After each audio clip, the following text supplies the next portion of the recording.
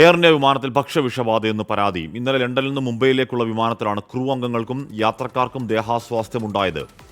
അച്യുതൻ വിവരങ്ങൾ വച്ചിരുന്നു. അച്യുതൻ, യാത്രക്കാർക്കും ക്രൂ അംഗങ്ങൾക്കും വ്യാപകമായി ഈ ദേഹാസ്വാസ്ഥ്യം ഉണ്ടായോ? അത് കുറച്ച് സീരിയസ് പ്രശ്നമല്ലേ അച്യുതൻ?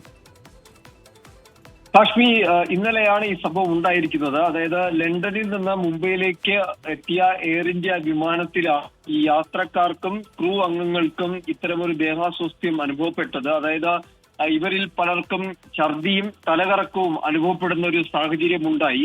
5 യാത്രക്കാർക്കും 2 ക്രൂ അംഗങ്ങൾക്കുമാണ് ഈ ആരോഗ്യ പ്രശ്നം നേരിട്ടത് എന്നാണ് ഇതുമായി ബന്ധപ്പെട്ട് അറിയാൻ കഴിയുന്നത്. മുംബൈയിൽ വിമാനം ഇറങ്ങിയതിനു ശേഷവും ഇതിൽ ചിലർക്ക് ആരോഗ്യ പ്രശ്നം നേരിട്ടിരുന്നു. അവരെ ഉടൻ തന്നെ ചികിത്സ നൽകുകയും നിലവിൽ ഇപ്പോൾ അവരുടെ ആരോഗ്യം സംബന്ധിച്ച് യാതൊരു പ്രശ്നവുമില്ല എന്നാണ് എയർ ഇന്ത്യ അറിയിക്കുന്നത്. സംഭവത്തിൽ ഒരു അന്വേഷണം ആരംഭിച്ചിട്ടുണ്ട്.